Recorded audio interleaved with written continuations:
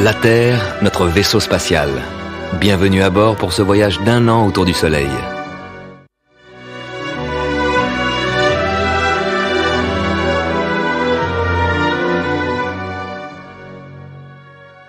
Nous arrivons à la station du solstice d'été.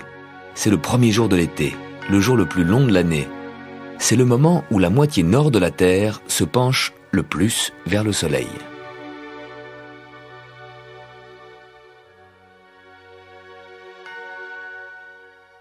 Le Soleil s'est formé par la condensation d'un nuage interstellaire fait de gaz et de poussière. De plus en plus de matière s'est condensée au centre de cette masse en rotation. La sphère centrale s'agrandit, sa force d'attraction augmente et attire encore plus de matière jusqu'à ce que toute la matière de cette région de la galaxie se trouve agglutinée, collée en cette sphère. Toute la matière, sauf 1/1000, les planètes, 9 petites sphères qui tournent autour de notre Soleil. Mais 999 millièmes de la masse du système solaire, c'est le Soleil à lui tout seul. Et le système solaire, finalement, c'est le Soleil et des poussières.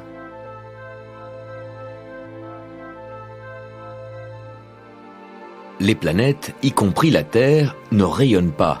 Elles ne font que refléter la lumière du Soleil.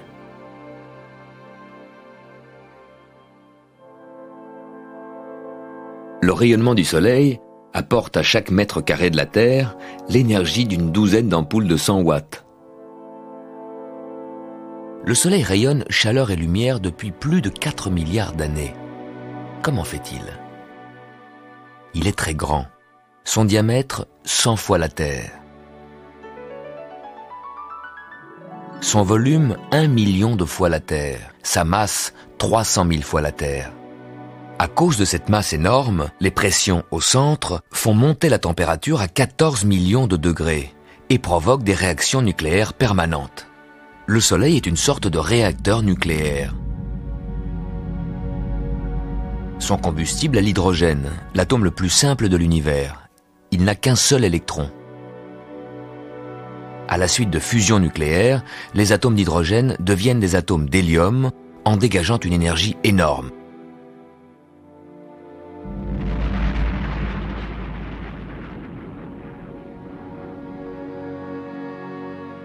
Cette énergie se propage vers la surface du Soleil et rayonne dans l'espace.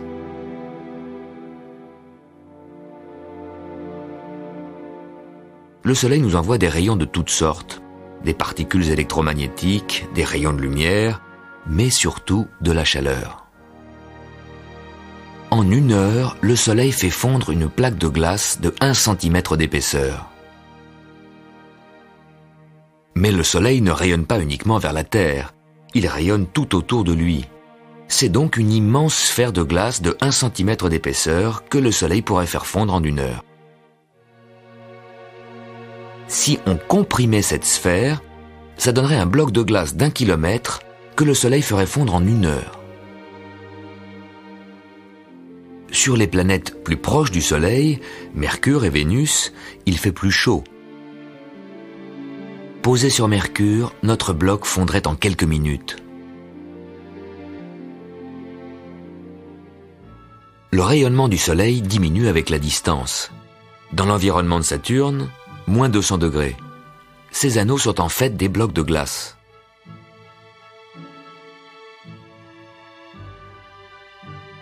Sur Jupiter, moins 160 degrés. Sur Mars, moins 60 degrés. La Terre a la bonne distance, bien tempérée à 17 degrés pour l'évolution d'êtres vivants adaptés à cette température. Vous en faites partie. Le jour du solstice, c'est le premier jour de l'été. C'est le jour où le Soleil est le plus haut dans le ciel. Le jour où il décrit sa plus longue trajectoire. Le jour le plus long de l'année. En hiver, quand le Soleil est bas, les rayons du Soleil pénètrent loin dans la pièce. Puis de jour en jour, les rayons du Soleil entrent par la fenêtre avec un angle de plus en plus vertical, au fur et à mesure que le Soleil a grimpé plus haut dans le ciel. Vu de l'espace, voilà ce qui se passe. Comme la Terre est penchée à 23 degrés vers le Soleil, au pôle Nord et jusqu'à 23 degrés du pôle, le Soleil ne se couche pas. Cette ligne, c'est le cercle polaire. 24 heures de soleil le jour du solstice d'été. S'il fait beau, là-haut dans le nord. Par contre, au tropique, à 23 degrés de l'équateur, tout autour de la Terre, le long de ce 23e parallèle, le soleil, à midi, se trouve à la verticale. Le 23e parallèle, c'est la ligne imaginaire qui passe en Floride, aux îles Hawaï, à Hong Kong ou à Swan. Ce 23e parallèle, c'est le tropique du Cancer, parce que le Soleil, dans cette position du solstice d'été, nous apparaît devant la constellation du Cancer.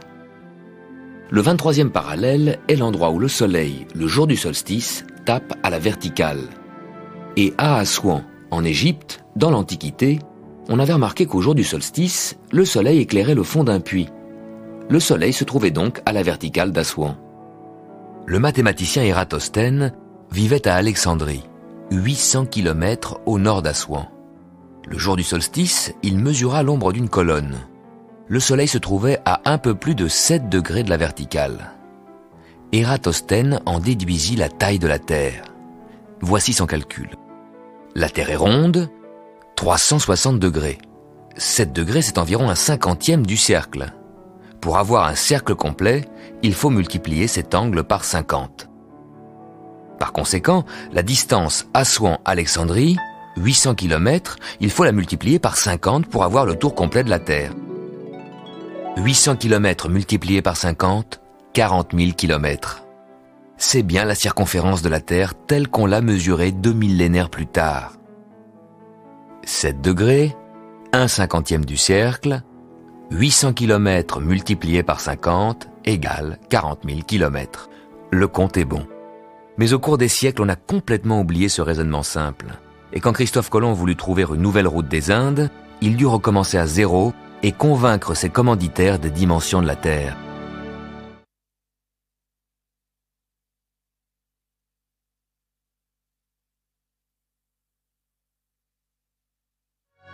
Nous venons de passer la station du solstice d'été. Pour la moitié nord de la Terre, c'est le jour le plus long de l'année. Au cercle polaire, le Soleil est resté 24 heures au-dessus de l'horizon. L'axe de la Terre est incliné de 23 degrés. Le cercle polaire se trouve à 23 degrés du pôle, donc juste frôlé par le Soleil. Par contre, au cercle polaire sud, à 23 degrés du pôle sud, le Soleil ce week-end ne s'est pas levé du tout. Même à midi, il reste sous l'horizon.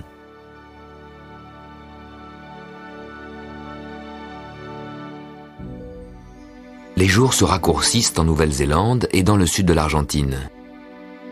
Les saisons sont inversées. Les rayons du soleil qui arrivent à angle oblique chauffent moins. C'est l'hiver. Dans 6 mois, la Terre sera à l'autre bout de son orbite.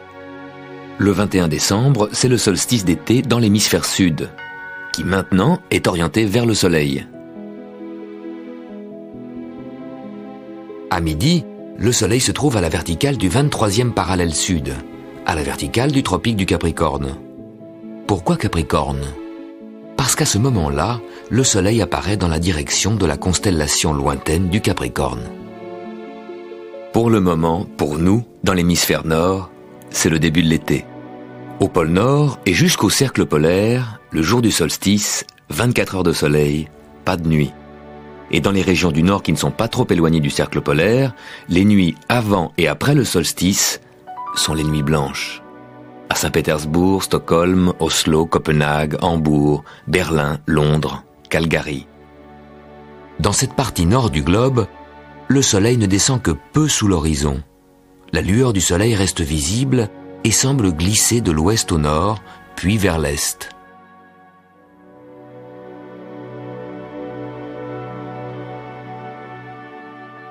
Après le coucher du soleil, il reste une lueur qui glisse lentement le long de l'horizon. Vers minuit, cette lueur est au nord, elle continue vers l'est où très tôt le matin, le soleil se lève. Dans une zone légèrement plus au sud, où se trouvent Paris, Winnipeg ou Vancouver, Cette lueur de nuit blanche reste visible jusqu'à minuit et réapparaît vers 3 heures du matin. À peine plus au sud, à Orléans, Zurich ou Montréal, la partie nord de la Terre monte trop haut au-dessus du Soleil et nous empêche de voir sa lueur. À cette latitude, pas de nuit blanche. La lumière dans laquelle et grâce à laquelle nous vivons vient du Soleil. Nos yeux perçoivent cette lumière comme blanche, mais si nous la décomposons, elle révèle toutes les couleurs de l'arc-en-ciel. Cette lumière que nous voyons n'est qu'une faible partie des rayons que le Soleil émet dans l'espace. Au-delà du violet, le Soleil émet des rayons que nos yeux ne peuvent plus voir, ce sont les rayons ultraviolets. Puis les rayons X, qui grâce à leur très haute fréquence peuvent pénétrer certaines matières, comme vos muscles et vos poumons. Puis les rayons gamma, émis aux endroits où la surface du Soleil est la plus chaude. À droite, le spectre de la lumière visible est limité par le rouge. Mais le Soleil émet des rayons que nos yeux ne peuvent pas voir, des rayons infrarouges. Puis les micro-ondes, oui, les mêmes que vous utilisez pour réchauffer vos surgelés, et des ondes à fréquence basse qui sont comme des ondes radio. Pour étudier le Soleil, il faut le scruter au-delà des rayons visibles. Alors que les étoiles lointaines se cachent en nous envoyant trop peu de lumière, le Soleil nous éblouit pour garder son mystère. Ne nous en plaignons pas. Nos yeux sont réglés de manière optimale pour y voir clair de jour et de nuit sur notre vaisseau Terre. C'est exactement ce qu'il nous faut.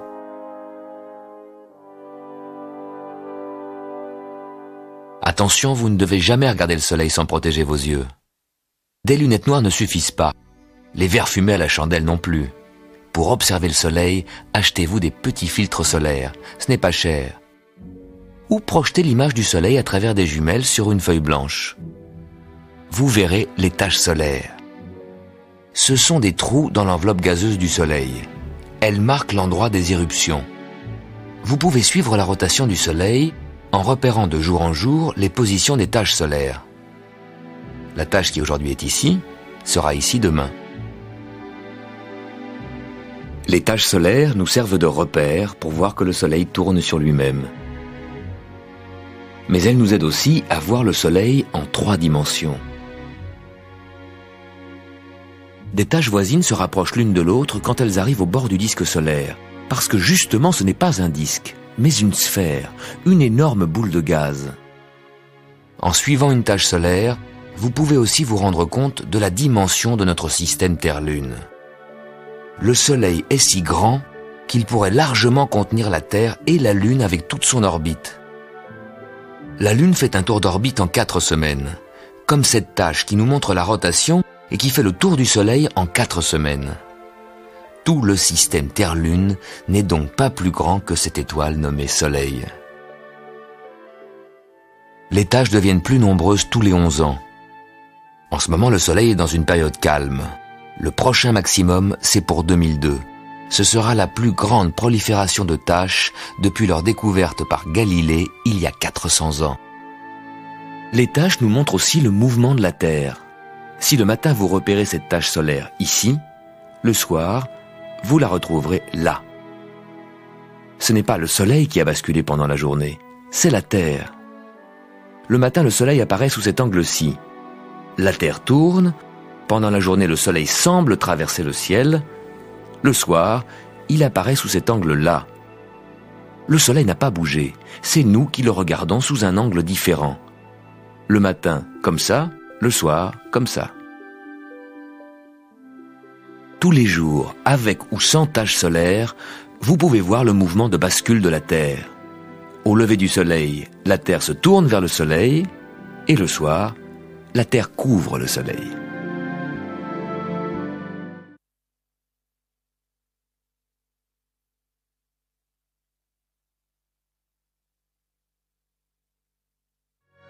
Nous sommes ici, et nous atteindrons la station équinoxe d'automne dans 12 semaines. C'est vrai, la Terre tourne autour du Soleil, mais pas sur un cercle, sur une ellipse. Vous premier jour de juillet, nous passons au point le plus éloigné du soleil. Mais alors pourquoi fait-il si chaud? En fait, la différence entre près du soleil et loin du soleil n'est pas si grande. Il y a une différence bien plus importante. La Terre ne se déplace pas droite, mais légèrement en biais. L'axe de la Terre est incliné.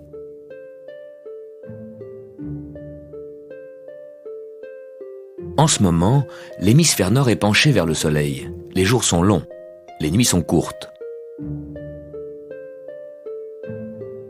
Mais surtout, comme la Terre est inclinée, les rayons du soleil arrivent à des angles différents. En hiver, un rayon de soleil comme celui-ci nous arrivait en biais. Son énergie s'étalait sur une grande surface. On avait froid. Aujourd'hui, ce même rayon de soleil frappe le sol à un angle plus droit. Son énergie est concentrée sur une surface plus petite, ça chauffe.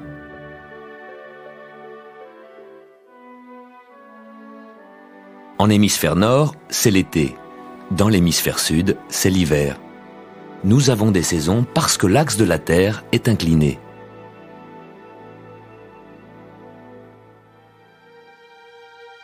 La Terre voyage sur une orbite en forme d'ellipse. Mais cette ellipse ne dévie d'un cercle parfait que de 2/100. Peut-on se rendre compte d'une si petite déformation? Oui, si une éclipse totale a lieu en juillet. Normalement, vu de la Terre, Soleil et Lune apparaissent de la même taille, alors qu'en réalité le Soleil est beaucoup plus grand. Par un hasard extraordinaire, le Soleil, 400 fois plus grand que la Lune, est également 400 fois plus éloigné. Ainsi, la Lune apparaît de la même taille que le Soleil et le couvre exactement. Mais au mois de juillet, quand la Terre est plus éloignée, le Soleil apparaît plus petit que la Lune. S'il y a éclipse, et si en même temps la Lune est proche de la Terre, la Lune couvre le Soleil largement. L'ombre de la Lune est plus large, et le Soleil met donc plus longtemps pour émerger de l'autre côté. Ce sont les éclipses les plus longues. Le 11 juillet 1991, le Soleil, dans sa position éloignée de la Terre, était caché derrière la Lune pendant presque 7 minutes. C'était l'éclipse du siècle. Le Soleil plus petit que la Lune démontre qu'en été, la Terre est plus éloignée du Soleil.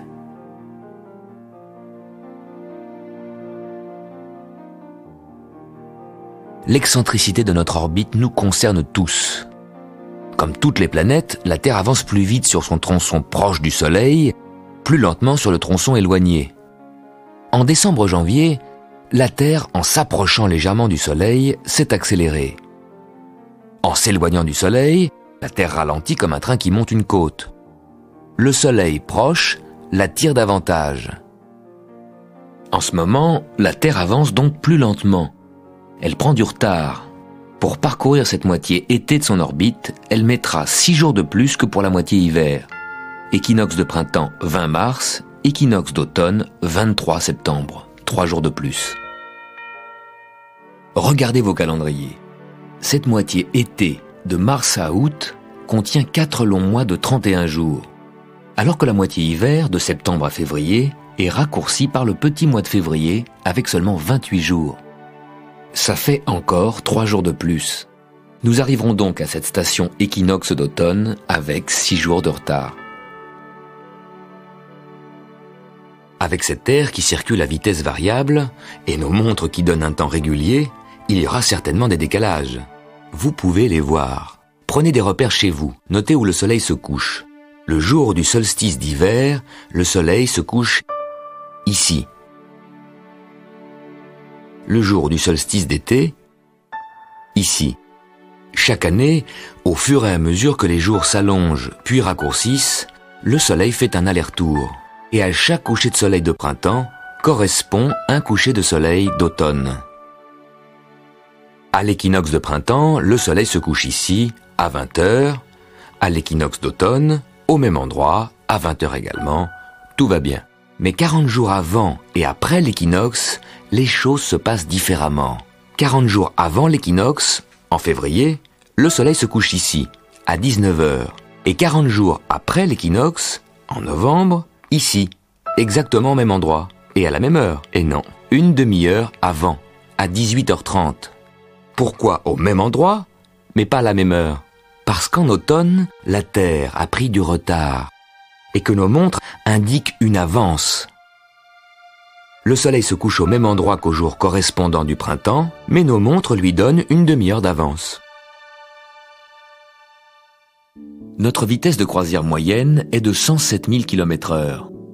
En ce moment, la Terre avance plus lentement, parce que sur son orbite elliptique, elle passe au plus loin du Soleil, et notre vitesse n'est que de 105 000 km/h. Alors qu'en hiver, quand la Terre est accélérée par la force gravitationnelle du Soleil, nous voyageons à 110 000 km/h. S'il n'y a pas une grande différence, c'est que notre ellipse est presque un cercle, à peine étiré de 2%. Sur son orbite beaucoup plus elliptique, la comète Halley, qui nous visite tous les 76 ans, s'accélère pendant son passage près du Soleil à 200 000 km/h, le double de la Terre. Puis quand elle retourne vers la région lointaine de Neptune, elle ralentit à 3600 km/h, 30 fois plus lent que la Terre. Sur une ellipse aussi elliptique, on peut s'imaginer que le Soleil, en quelque sorte, jette au loin la comète qui, à mi-parcours, ralentit pour retomber vers le Soleil. Si vous jetez une balle en l'air, elle accélère sur une trajectoire étroite, ralentit, s'arrête et retombe. La Terre, elle, est en chute permanente vers le Soleil. Mais pas de panique. Sur cette trajectoire presque circulaire, les forces centrifuges nous maintiennent solidement, tous sur orbite.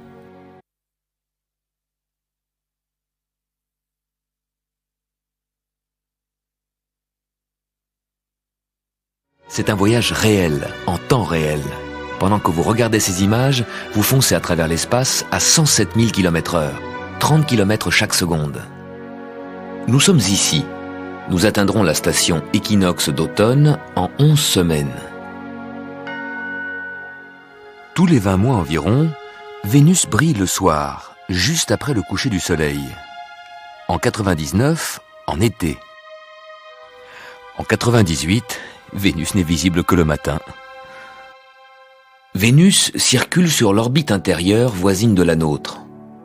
Vénus est une planète intérieure entre la Terre et le Soleil. Elle ne s'écarte donc jamais beaucoup du Soleil. Vous le voyez, elle va plus vite que nous. 8 mois pour faire un tour complet du Soleil, nous, sur la Terre, 12 mois. Nous la voyons parfois à droite du Soleil, et puis quelques mois après, à gauche du Soleil. Et là, elle est visible le soir.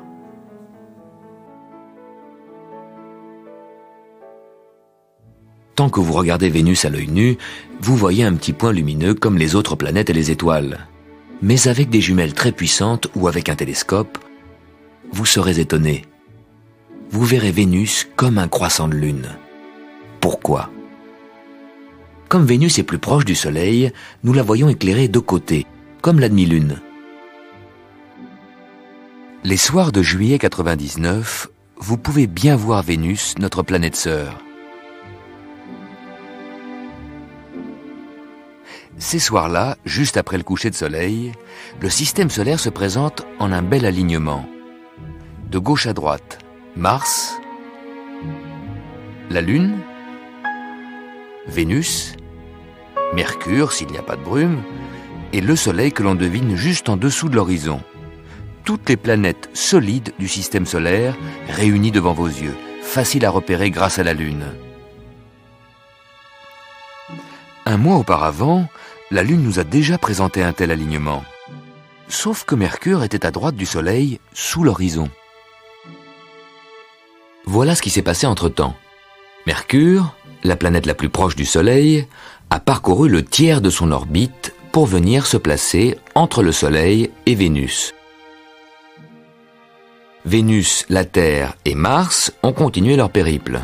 Vénus un peu plus vite, Mars un peu plus lentement que nous.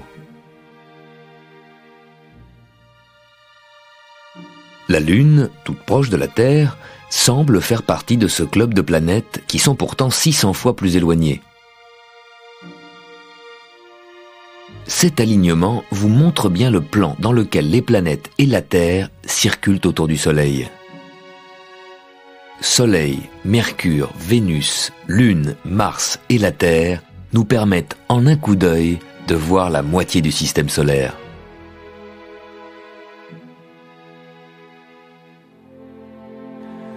Au printemps 99, d'une semaine à l'autre, la planète Vénus devient de plus en plus visible dans le ciel du soir.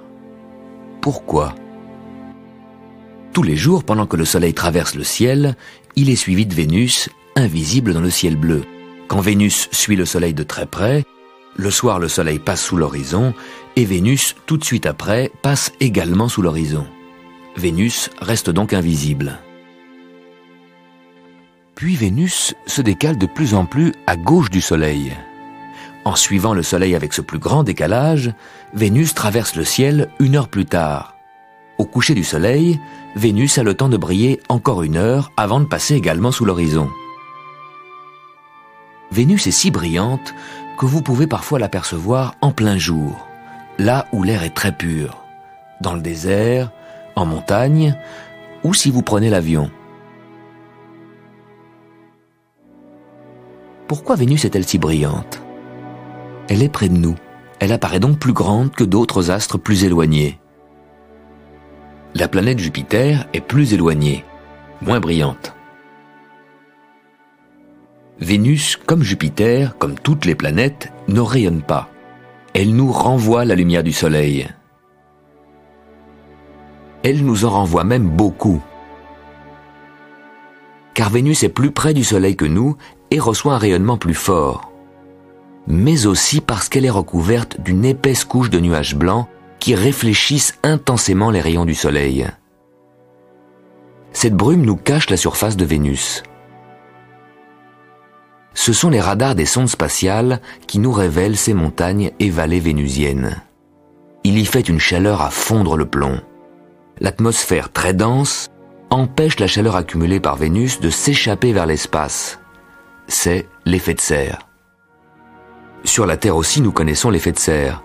Notre atmosphère, moins que celle de Vénus, freine le rayonnement de la chaleur vers l'espace et nous protège de trop violentes fluctuations de température entre jour et nuit, entre été et hiver. Sur Vénus, il n'y a ni été ni hiver.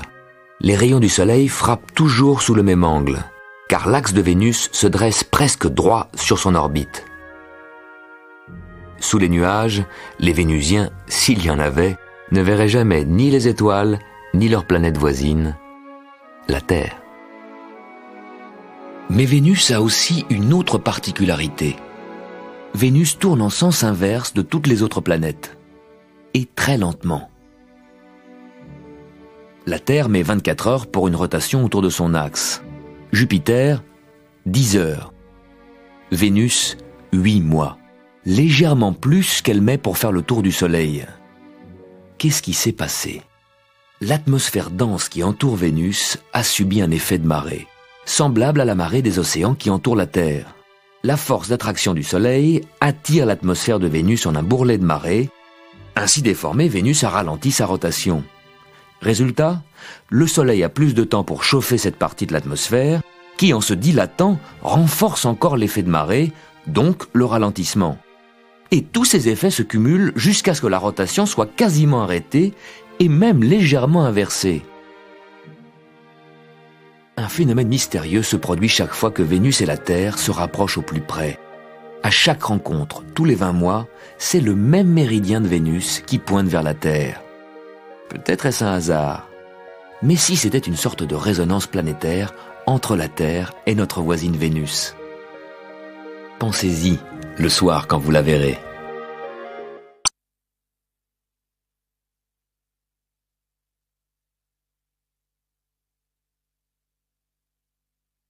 Nous sommes ici. La Terre fait route du solstice d'été vers l'équinoxe d'automne. La pleine lune se lève à l'est, juste quand le soleil se couche à l'ouest.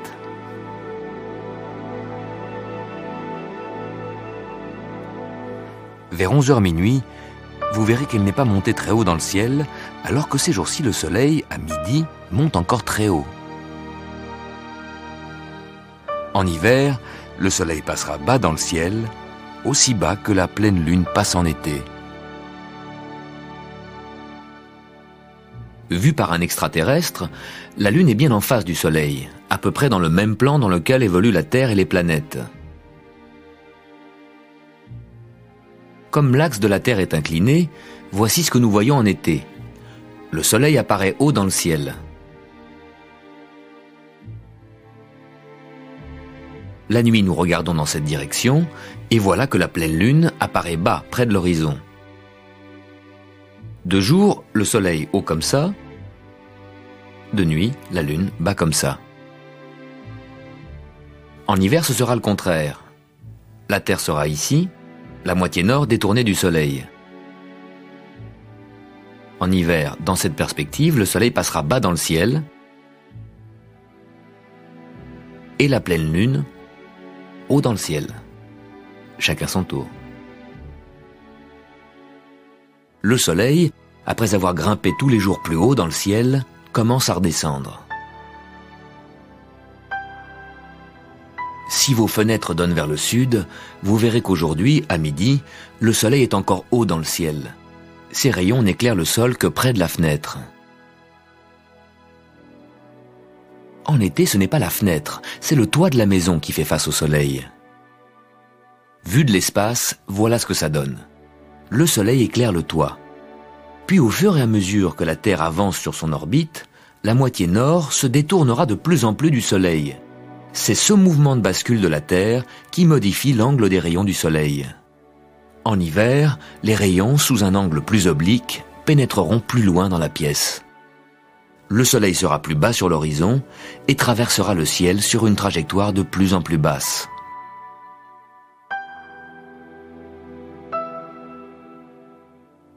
Au solstice, le Soleil à midi était à la verticale du 23e parallèle. À l'équinoxe d'automne, le 23 septembre, il sera descendu à la verticale de l'équateur. Mais jusque-là, nous avons encore plus de 200 millions de kilomètres à parcourir. Vous savez tous que la Terre est ronde, mais c'est en vacances, au bord de la mer, que vous pouvez vous en rendre compte. Debout au bord de l'eau, vous regardez l'horizon, rien n'arrête votre vue, vous avez l'impression de voir à l'infini. Vous vous trompez. L'horizon, à cause de la courbure de la Terre, n'est qu'à 5 km. Vous déjeunez sur une terrasse à 10 mètres au-dessus de la mer, l'horizon maintenant se trouve à 11 km. Un paquebot arrive du large. Vous en apercevez d'abord les cheminées, car la coque est cachée par la courbure de la Terre. Le paquebot se trouve à 2 fois 11 km, 22 km. Il est derrière l'horizon. En s'approchant, il semble émerger de la mer. Il monte de plus en plus vers la crête de ce monticule qui, en fait, est la courbure de la Terre. Vous montez sur une falaise, altitude 100 mètres. L'horizon que vous voyez se trouve alors à 35 km. En montagne, on voit plus loin. Le Mont Blanc est visible à 200 km. Et si vous le contemplez d'une autre montagne, ça porte votre regard à 400 km. Paradoxalement, 5 km seulement au bord de la mer. L'horizon dégagé, mais plus proche, limite notre vue et révèle ainsi la courbure de la Terre. Presque un mois après le jour le plus long, le soleil se couche quelques minutes plus tôt. Pourquoi le soleil couchant vire au rouge ? La lumière du soleil est blanche, mais ce que nous percevons comme blanc est en fait le mélange de toutes les couleurs de l'arc-en-ciel, du violet au rouge. Avant de nous atteindre, la lumière doit traverser l'atmosphère. L'atmosphère agit comme un filtre qui absorbe une partie de la lumière, surtout du côté violet, alors que les rayons orange et rouge passent mieux.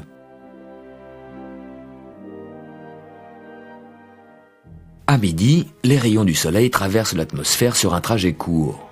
L'effet de filtrage reste faible, la lumière reste blanche. Le soir, les rayons arrivent en biais. À cet angle, la couche d'atmosphère à traverser est plus épaisse, l'effet de filtrage est plus important, toutes les couleurs sont absorbées, sauf le rouge. Plus le soleil descend, plus nous le voyons à travers l'atmosphère, plus il apparaît rouge. Au fur et à mesure que le soleil descend, il semble se déformer, s'aplatir. C'est encore un effet de l'atmosphère, qui non seulement filtre les couleurs, mais dévie les rayons de lumière. L'épaisseur de l'atmosphère déforme le disque solaire pour le dilater en ovale. Quand en plus les vents et les températures perturbent l'atmosphère, nous voyons un soleil déchiré.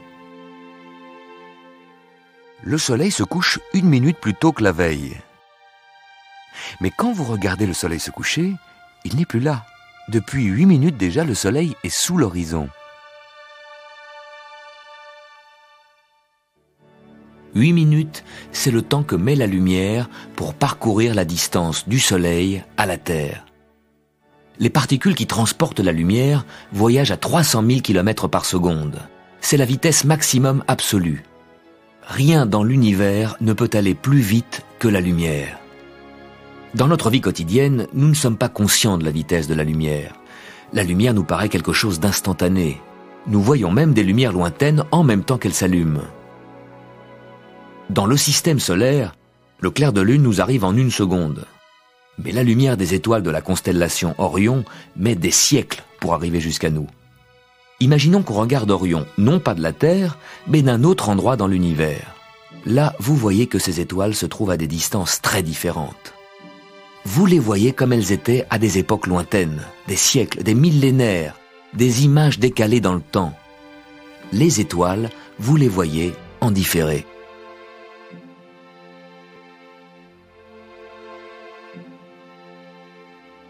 Le Soleil, vous le voyez en direct.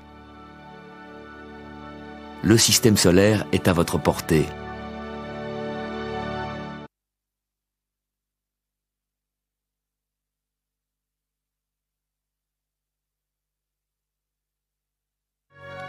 Nous sommes ici. La Terre avance à 107 000 km/h, 30 km par seconde. Et nous atteindrons l'équinoxe, le début de l'automne, dans 9 semaines.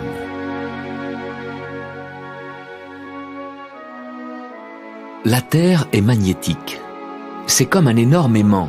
Son champ magnétique a 2 pôles situés près du pôle Nord et du pôle Sud.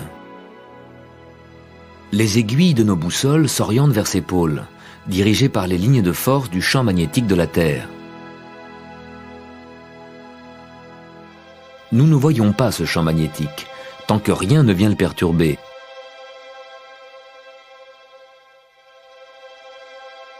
Mais à 150 millions de kilomètres de nous, le Soleil ne cesse d'émettre des particules dans l'espace. C'est le vent solaire. Le Soleil tourne, les particules s'en éloignent en spirale à une vitesse qui, au bout de 5 jours, les fait arriver près de la Terre. Ces particules heurtent le champ magnétique de la Terre. Elles sont déviées. Lorsque le flux est intense, les particules suivent les lignes de force magnétique, elles pénètrent le champ magnétique, perturbent nos communications radio et téléphone et atteignent souvent nos zones polaires. Là, elles provoquent des réactions spectaculaires, les aurores boréales.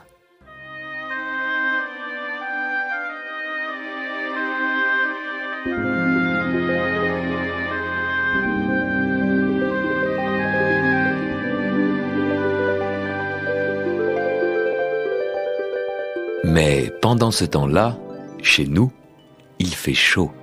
C'est la canicule. Mais que veut dire canicule? C'est le nom de cette constellation. Caniculum, le petit chien. Ce groupe d'étoiles apparaît près des constellations des Gémeaux et du Cancer, qui sont des constellations du zodiaque. Cette toile de fond imaginaire qui nous sert de repère pour situer les planètes et le Soleil. La semaine dernière, le Soleil était encore devant la constellation des Gémeaux. Il se dirige vers le Cancer. Le petit chien est en dessous. Vu de la Terre, le Soleil est près de la constellation du petit chien. C'est la canicule. Mais attention, ce n'est pas le Soleil qui bouge. C'est la Terre qui file sur son orbite et le Soleil semble se déplacer devant le zodiaque.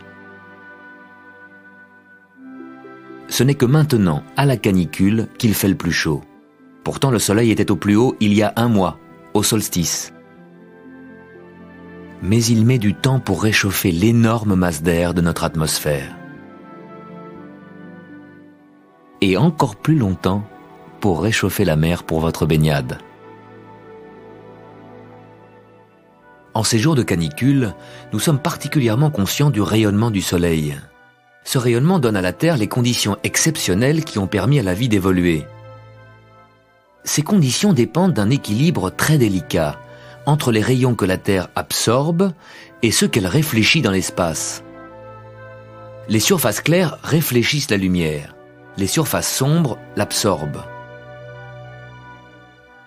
Les calottes polaires sont blanches, les nuages sont blancs. Là où la Terre est blanche, elle réfléchit la plus grande partie du rayonnement dans l'espace. Par contre, là où la Terre a des couleurs sombres, les forêts et les mers profondes, elle absorbe beaucoup de rayonnement et en réfléchit peu. Au total, la Terre n'absorbe que 2/3 du rayonnement. C'est insuffisant. Il ferait trop froid, la température ne serait que de moins 18 degrés. Ce qui nous sauve, c'est l'effet de serre. Les nuages et l'atmosphère laissent passer des rayons infrarouges qui chauffent. Mais surtout, ils empêchent cette chaleur de s'échapper vers l'espace. Grâce à cet effet de serre, nous avons une température moyenne de 17 degrés et un climat stable. Et la pollution? Cela pourrait renforcer l'effet de serre. Mais son influence sur le climat n'est pas certaine. Dans notre atmosphère, riche en oxygène, ce rayonnement maximum du Soleil entraîne la formation de l'ozone. Il y a l'ozone utile et l'ozone nocif. À basse altitude, surtout par forte chaleur, l'oxygène mélangé au gaz carbonique produit l'ozone, qui est nocif quand nous le respirons. À haute altitude, par contre, l'ozone est un filtre actif qui absorbe les rayons ultraviolets dont le Soleil nous bombarde. Sans ce filtre protecteur, nous serions cuits, brûlés et stérilisés par les rayons ultraviolets. Dans la couche d'ozone qui nous protège, on a constaté des trous, surtout au-dessus du pôle sud. On ne sait pas encore s'il s'agit de fluctuations périodiques naturelles ou d'une destruction progressive. Par prudence, on limite l'utilisation des substances qui pourraient nuire à la couche d'ozone, surtout le chlore des aérosols. L'ozone a donc 2 effets différents. Causé par le gaz carbonique, l'ozone est nocif dans l'air que nous respirons. Mais en haute altitude, l'ozone est utile, vital quand on s'expose aux rayons du soleil. Ces rayons qui nous menacent, mais qui en même temps nous tiennent en vie.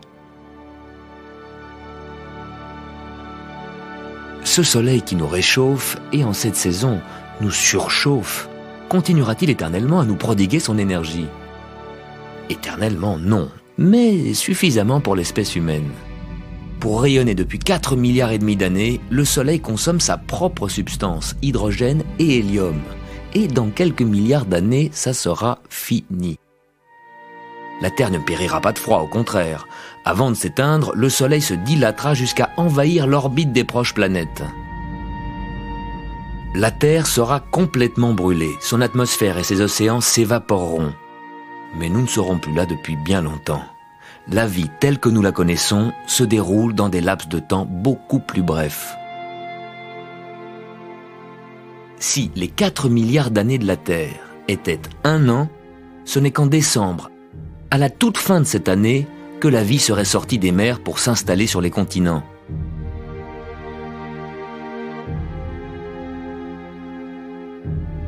Quant à l'espèce humaine, nous avons fait notre première apparition le 31 décembre. 1/4 d'heure avant minuit.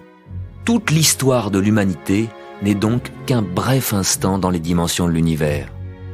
Le Soleil, lui, tiendra encore bien 4 milliards d'années. Coincés entre un passé et un futur infiniment plus grand que nous, accordons d'autant plus de valeur au présent.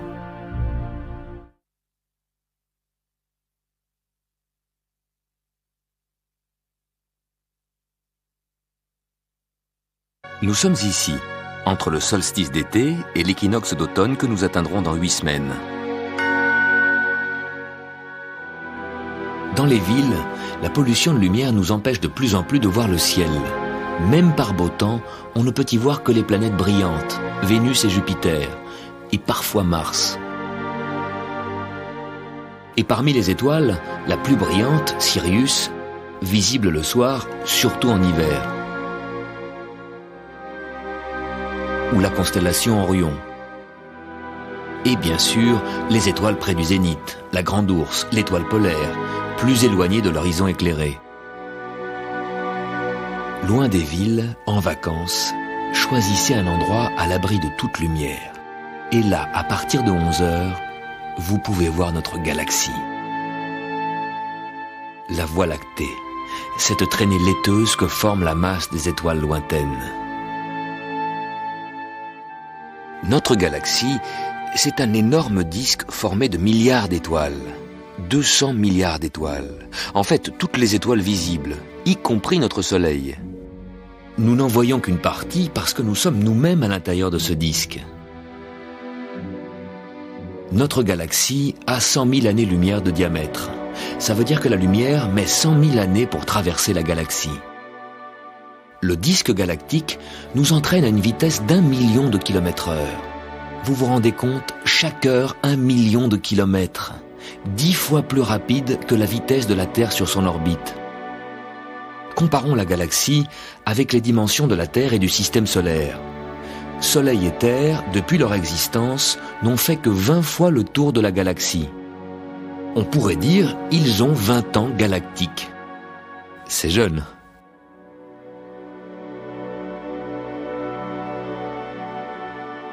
Notre galaxie est en forme de spirale, parce que les étoiles à l'extérieur du disque restent un peu à la traîne.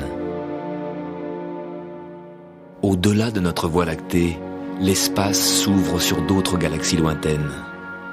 Des milliards de galaxies. Elles s'éloignent toutes les unes des autres.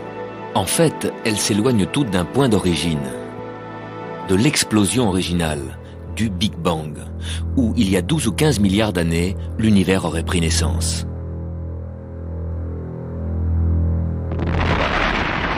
En moins d'1 millième de seconde, l'explosion du Big Bang a dégagé des énergies énormes, qui encore aujourd'hui régissent l'univers.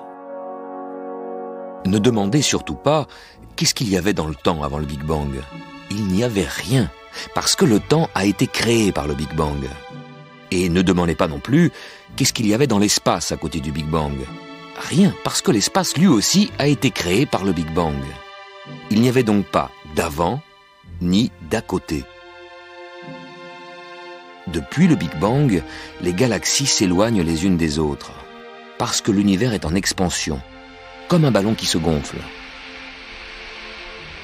Tous les points d'un ballon qui se gonfle s'éloignent les uns des autres. De la même manière, toutes les galaxies s'éloignent les unes des autres. Plus elles sont loin, plus elles vont vite. Il en résulte une perspective étonnante. De notre point de vue, les galaxies semblent toutes s'éloigner de nous. Nous voyons donc cet univers qui gonfle comme si nous étions, nous, au centre. Ce point de vue est aussi juste, aussi réel que le point de vue de quelqu'un qui regarderait l'univers depuis le Big Bang. En fait, nous voyons l'expansion de l'univers comme si nous en étions le centre.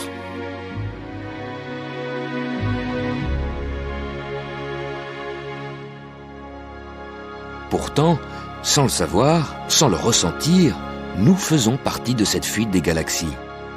Nous sommes emportés dans la rotation de la Voie lactée, qui entraîne le Soleil, qui entraîne la Terre et qui nous entraîne.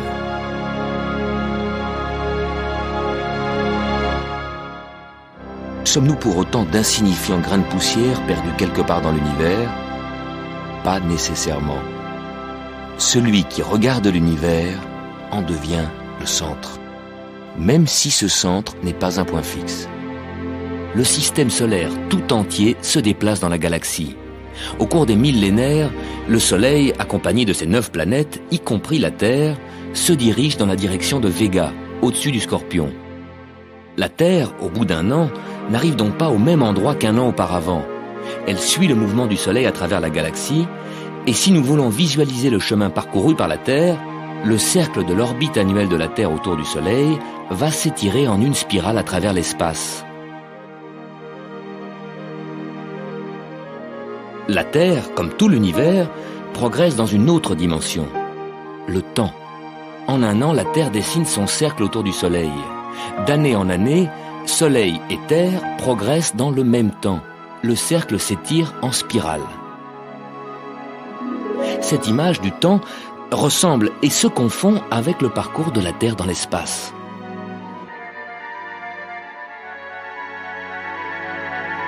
Une image du temps, comme chaque image, a besoin d'un espace.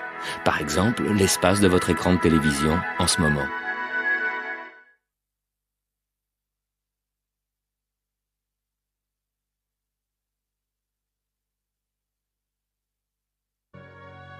Nous sommes ici, encore cette semaine, et nous arriverons au point de l'équinoxe d'automne. Tous les 2 mois, Mercure passe dans sa position la plus décalée du Soleil. C'est là que vous avez les meilleures chances d'apercevoir cette petite planète proche du Soleil, car la plupart du temps, elle est cachée dans son rayonnement. En août 97, cette position favorable de Mercure coïncidait avec un événement extraordinaire. La Lune a fait disparaître Mercure. 400 fois plus éloignée que la Lune, la planète Mercure nous sert de repère pour voir le mouvement très lent de la Lune sur son chemin autour de la Terre. On peut observer comment le mince croissant de Lune semble s'approcher de plus en plus de Mercure. Et tout d'un coup, avant que le croissant ne les rejoigne, Mercure disparaît, comme effacé du ciel. La planète a été cachée par la partie non éclairée de la Lune. En se glissant devant la planète, la Lune nous révèle son mouvement. Au bout d'1 heure, Mercure émerge à droite du croissant. Mais à ce moment-là, Lune et Mercure sont déjà passés sous l'horizon. L'occultation aura pu être observée de la moitié ouest de l'Europe, à l'ouest d'une ligne Londres-Paris-Barcelone. Si vous n'y étiez pas, au moins vous pouvez la voir ici, sur ces images. Cette semaine, c'est l'anniversaire de la première photo de notre planète Terre, prise de l'espace par des astronautes en 1959. Pour la première fois, tout le monde voyait qu'on était réellement à bord d'un vaisseau spatial naviguant dans l'espace. Cela éveilla nos consciences. Tout le monde comprenait qu'il fallait prendre soin de cette Terre, surtout de sa partie la plus fragile, l'atmosphère, cette mince couche de gaz qui enveloppe la Terre. Au cours des milliards d'années, l'atmosphère s'est continuellement modifiée, changeant le climat et les conditions de la vie. L'abondance en oxygène, par exemple, est une évolution toute récente, à peine 400 millions d'années, le dernier dixième de l'existence de la Terre où la vie a pu émerger de l'eau. Sur une durée beaucoup plus modeste de 40 ans, nous nous préoccupons actuellement de l'augmentation du gaz carbonique causée par l'activité humaine.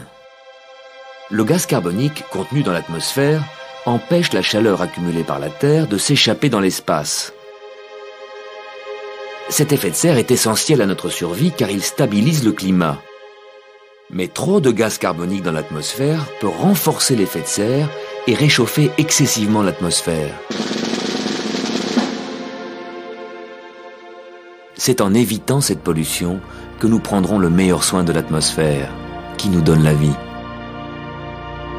Cette photo nous a montré pour la première fois que la Terre ressemble effectivement aux représentations des atlas. La grille de méridiens et de parallèles sert à situer chaque endroit sur la Terre. New York se trouve à 41 degrés latitude nord et 74 degrés longitude ouest. Ces deux mesures, celle de la latitude et celle de la longitude, semblent être de la même famille, mais leurs points de départ sont étonnamment différents. La latitude se mesure depuis l'équateur. New York se trouve donc à 41 degrés au nord de l'équateur, une référence naturelle. Pour les longitudes, c'est une autre histoire. New York se trouve à 74 degrés de longitude ouest. À l'ouest de quoi? Du méridien 0, qui est le méridien de Greenwich. Ce méridien n'est pas, comme l'équateur, un point de référence naturel. C'est à Greenwich, près de Londres, que se trouve l'Observatoire royal anglais, Et pendant des siècles, toutes les cartes marines faisaient référence au méridien de Greenwich, qui est devenu ainsi le méridien zéro international. Ce méridien est donc le point zéro pour la rotation de la Terre dans l'espace. Et un repère de temps, car l'heure de Greenwich est devenue l'heure universelle. Espace et temps se rencontrent. Notre vaisseau spatial Terre est quadrillé par les méridiens et les parallèles qui permettent de situer chaque endroit. 49 degrés latitude nord, 2 degrés longitude est, Paris. 41 degrés nord, 74 ouest, New York. Un bateau en détresse qui signale sa position à 4 degrés sud, 122 degrés ouest, et qu'on retrouve au large des îles Marquises grâce à cette adresse précise. Les mesures que nous utilisons tous les jours, mètres et kilomètres, c'est également la Terre qui nous les a données. 1 kilomètre, c'est par définition le 10 millième de la distance entre l'équateur et le pôle Nord, le quart de la circonférence de la Terre, 10 000 kilomètres. Pour redescendre de l'autre côté jusqu'à l'équateur, c'est encore 10 000 kilomètres. Et de là au pôle Sud, encore 10 000. Et 10 000 pour le dernier quart. 4 fois 10 000, 40 000 kilomètres de longueur pour les méridiens. Ce devrait être également la longueur de l'équateur. Mais la Terre n'est pas une sphère parfaite. Sous l'effet de sa propre rotation, elle s'est aplatie. Les forces centrifuges qui fuient le centre poussent la matière loin du centre et provoquent un renflement au niveau de l'équateur. L'équateur est donc plus éloigné du centre de la Terre que les pôles, et plus long que les méridiens. 132 km de plus. À 180 degrés du méridien de Greenwich, un méridien très particulier se trace à travers l'océan Pacifique, la ligne du changement de date. Aujourd'hui, à midi pile au méridien de Greenwich, c'est vendredi partout sur la Terre. Mais à Honolulu, il est 2 heures du matin le vendredi matin. Alors qu'à Tokyo, il est 22 heures le vendredi soir. 2 heures plus tard, il est minuit à Tokyo. Fini le vendredi, on passe au samedi. Dans la tranche bleu foncé, c'est déjà le samedi. Alors qu'à Honolulu, de l'autre côté de la ligne de date, il est 4 heures du matin et ils ont encore tout le vendredi devant eux. Au fur et à mesure que la Terre tourne, le samedi, en bleu foncé, envahit le globe et réduit le vendredi en bleu clair. Ce soir à minuit, 24 heures, nous aussi nous passerons dans la tranche bleu foncé de samedi, comme Tokyo. Alors qu'à Honolulu, en bleu clair, ce sera encore vendredi après-midi. Puis le samedi s'étendra sur tout le globe.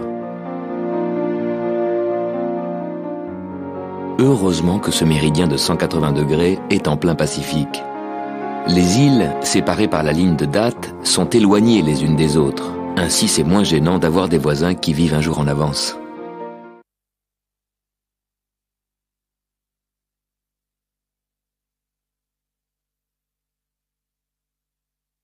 Nous sommes ici, environ à mi-chemin entre le solstice d'été, le 21 juin, et l'équinoxe d'automne, le 23 septembre. Comme chaque année au mois d'août, c'est le moment où l'on voit beaucoup d'étoiles filantes. À cette époque de l'année, la Terre traverse les débris qu'une comète a laissés sur son sillage. La Terre fonce dans cette nuée de poussière. Ce sont de minuscules grains de quelques milligrammes seulement qui s'échauffent et s'enflamment au contact de l'atmosphère de la Terre. Et c'est le feu d'artifice des étoiles filantes.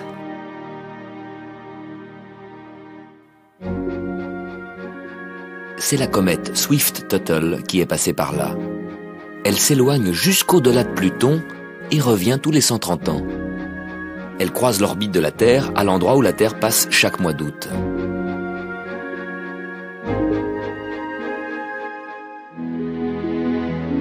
La Terre traverse les poussières de comètes comme une voiture les flocons de neige. Pour les voir, il faut regarder en avant. Mais c'est où l'avant? Avec la Terre qui tourne autour de son axe, où est l'avant? Pour regarder dans la direction de la course de la Terre, vous devez toujours avoir le Soleil à votre gauche. À minuit, en regardant vers le sud, vous tournez le dos au Soleil. Pour l'avoir à votre gauche, Tournez-vous à gauche, vers l'est. Ça y est, là vous regardez en avant, dans la direction des poussières de comètes.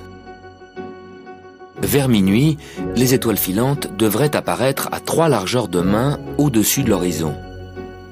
Mais comme la Terre tourne, plus la nuit avance, plus vous devez regarder vers le sud-est. Et le point d'où viennent les étoiles filantes va monter dans le ciel.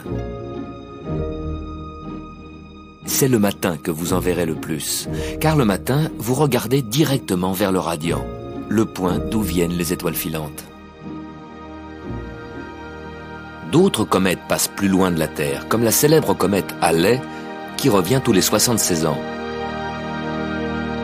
La comète Hale-Bopp, qui est passée près du Soleil en mars-avril 97, met des millénaires avant de revenir. Peut-être est-elle déjà passée il y a 3000 ans. On le saura dans 3000 ans, si elle revient. Mais il y a parfois des comètes qui se font piéger, comme la célèbre petite comète Schumacher-Levy, qui en 1994 était passée trop près de Jupiter. Elle a été capturée par les énormes forces d'attraction de Jupiter et s'est mise à tourner autour de la planète géante sur une orbite qui la faisait passer de plus en plus près. Le tiraillement des forces gravitationnelles finit par faire éclater le noyau de la comète. Un tour d'orbite plus tard, ces fragments s'écrasèrent les uns après les autres sur l'épaisse atmosphère gazeuse de Jupiter.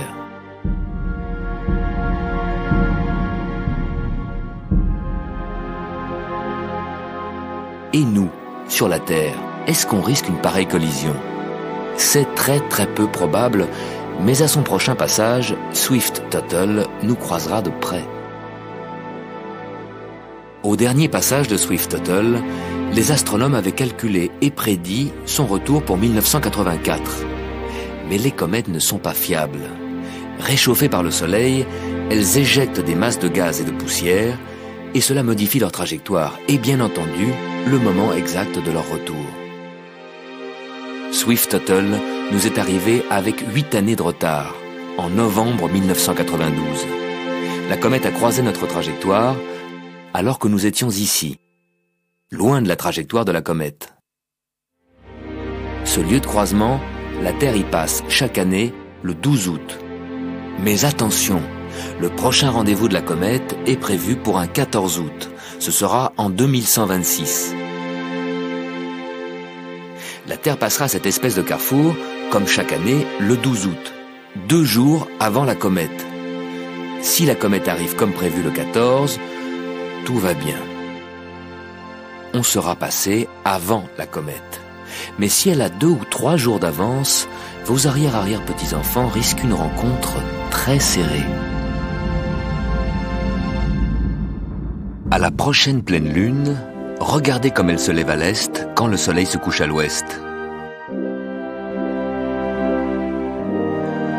1 ou 2 heures après le coucher du soleil, la pleine lune est si lumineuse qu'autour d'elle on ne voit plus d'astres, sauf Jupiter, la planète la plus grande du système. Grâce à sa brillance, Jupiter reste visible même quand il apparaît en conjonction avec la pleine lune. Bien que ces 2 astres apparaissent côte à côte, n'oubliez pas que Jupiter est 1500 fois plus éloigné. Une telle conjonction nous montre bien la chorégraphie du ballet planétaire. La Terre avance sur son orbite 12 fois plus vite que Jupiter. Pour un tour complet du Soleil, la Terre met 1 an. Jupiter, 12 ans. La Terre peu à peu rattrape Jupiter et se glisse entre Jupiter et le Soleil. Dans cette position, Jupiter est en face du Soleil, en opposition. Vu de la Terre, Jupiter se trouve du côté opposé au Soleil. Revoyons tout ça avec la Lune, qui chaque mois fait le tour de la Terre. Quand elle rejoint la ligne Terre-Jupiter, elle est en conjonction avec Jupiter.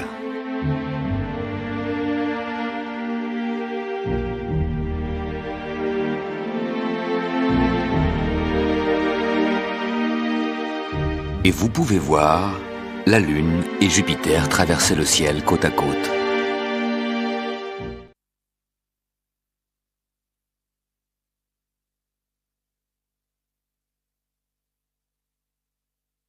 Nous sommes ici. Dans 1 mois, nous atteindrons la station équinoxe, le début de l'automne. Comment la Lune agit-elle sur les marées?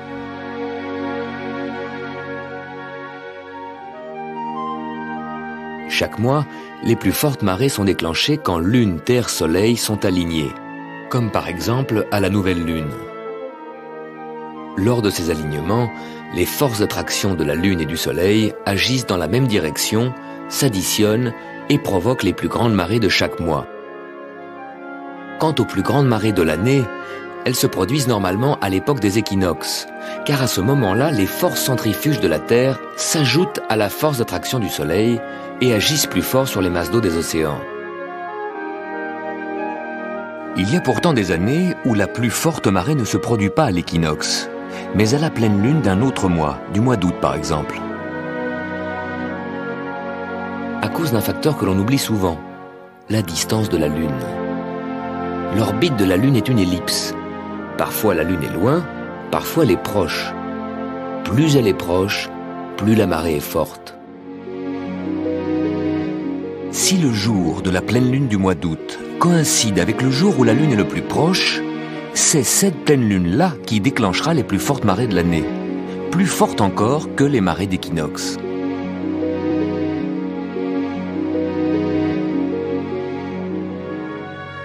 Les soirs d'été, d'année en année, la grande planète Jupiter se lève de plus en plus tard, en l'an 2000 après minuit.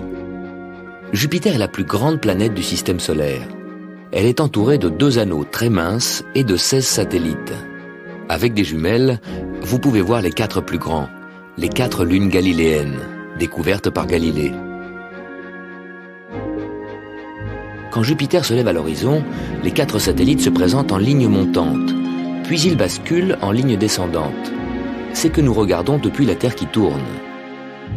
La Terre, les planètes, Jupiter et ses satellites sont tous situés dans le même plan. Mais comme la Terre tourne, notre poste d'observation change d'inclinaison d'heure en heure. Les 4 satellites, parce qu'ils sont alignés, nous le montrent encore mieux.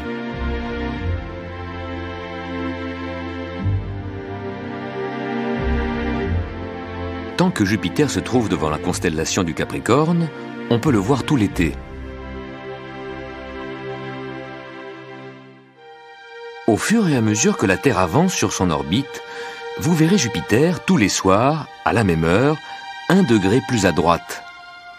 Jupiter glisse chaque semaine une largeur de main vers la droite, vers l'ouest.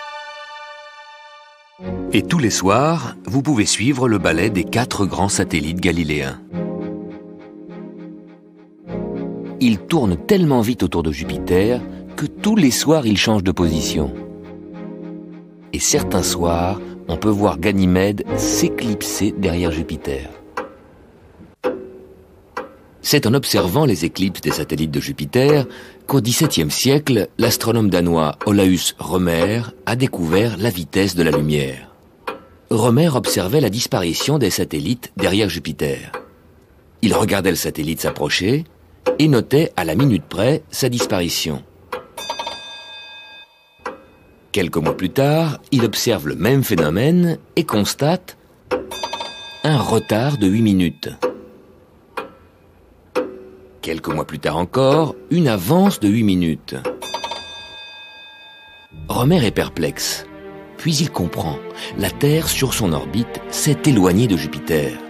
La lumière qui arrive de Jupiter met 8 minutes de plus. Le satellite semble être en retard. Quelques mois plus tard, quand la Terre est plus proche, la lumière met moins de temps. L'image de Jupiter et de son satellite nous arrive en avance. Rømer avait découvert que la lumière n'est pas instantanée, qu'elle met du temps pour voyager. Avec vos jumelles, ne ratez pas les 4 grands satellites de Jupiter. Ils sont déployés au plus large, sauf Io qui est très près de la planète. Io, le satellite le plus proche de Jupiter, tourne autour de la grande planète en moins de 2 jours, alors que notre Lune met 28 jours pour faire le tour de la Terre. Io est l'astre le plus coloré du système solaire. Il est le seul astre, en dehors de la Terre, où on a pu voir des éruptions volcaniques. C'est le soufre éjecté par les volcans qui prend des couleurs différentes lorsqu'il se refroidit sur la surface de Io, où il fait 140 degrés en dessous de zéro.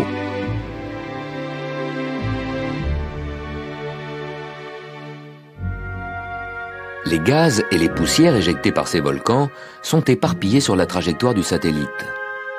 Chargés d'électricité, ces particules modifient le rayonnement des ondes radio que Jupiter émet dans l'espace.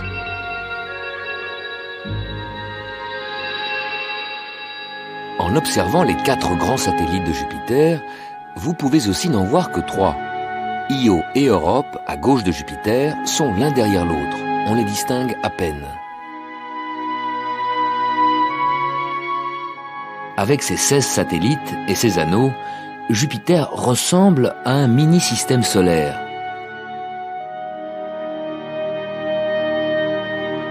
Son influence s'étend bien plus loin. À 800 millions de kilomètres à droite et à gauche de Jupiter, son orbite est peuplée par 2 groupes de petits astres, les Troyens. Ces 2 groupes d'astéroïdes flottent dans l'espace à des endroits bien précis, là où il y a un équilibre entre les forces gravitationnelles. Les Troyens forment avec Jupiter et le Soleil des triangles parfaits qui tournent autour du Soleil à la même vitesse que Jupiter, en 12 ans, 12 fois plus lentement que la Terre.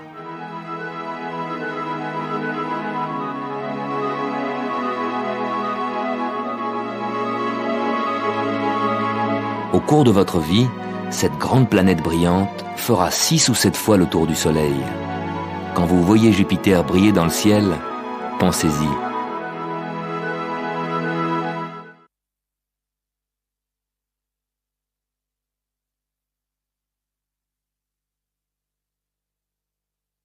Nous sommes ici. Nous parcourons en ce moment l'étape qui nous mène à l'équinoxe d'automne, que nous atteindrons dans moins d'1 mois. La Terre nous fournit la mesure du temps. Un jour, c'est une rotation complète de la Terre autour de son axe. Un an, c'est la durée du voyage de la Terre autour du Soleil. L'année a 365 jours. Mais 365, c'est un trop grand chiffre pour compter les jours. Surtout pour nos ancêtres qui émergeaient tout juste des cavernes et prenaient conscience du temps qui passe. Il leur fallait un calendrier simple et évident. La Lune a fourni aux hommes une mesure de temps qui, depuis des millénaires, régit notre vie de tous les jours. La Lune tourne autour de la Terre en 28 jours, en 4 quartiers de 7 jours, 4 semaines. C'est le seul astre qui change d'aspect de jour en jour. Nos ancêtres, avant même de savoir lire ou écrire, pouvaient suivre facilement ce calendrier céleste. En 1 semaine, la nouvelle lune devient demi-lune. 1 semaine encore pour que la demi-lune devienne pleine lune. 1 semaine jusqu'à la demi-lune décroissante. Et une 4e semaine pour le dernier quartier qui finit par la nouvelle lune. C'est de là que vient la semaine de 7 jours.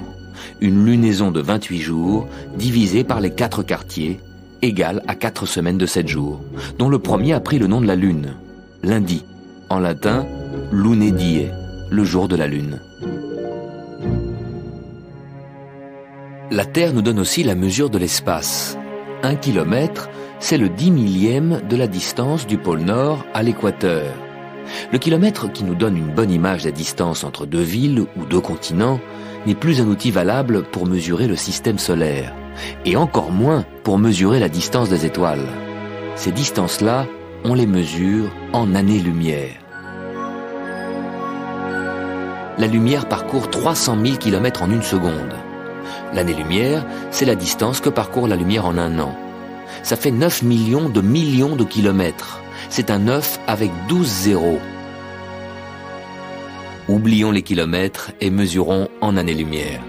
L'étoile polaire se trouve à 460 années-lumière. La lumière a mis 460 ans pour faire le trajet de l'étoile polaire jusqu'à vos yeux. Pour mesurer une distance dans l'espace, la distance Terre-étoile polaire, nous utilisons une mesure de temps, le temps que la lumière met pour parcourir cette distance. La Terre nous fournit aussi une autre base de mesure, très grande et très utile, le diamètre de son orbite, 300 millions de kilomètres. Cette base permet de mesurer la distance des étoiles les plus proches. Ce soir, visons l'étoile Sirius, devant les étoiles plus lointaines. Dans 6 mois, la Terre nous aura amenés à l'autre bout de son orbite. De cet endroit, visons de nouveau l'étoile Sirius. Elle se trouve maintenant décalée par rapport au fond stellaire éloigné. L'angle nous donne la distance de cette étoile. 8 années-lumière. C'est le principe de la parallaxe, l'angle entre les axes.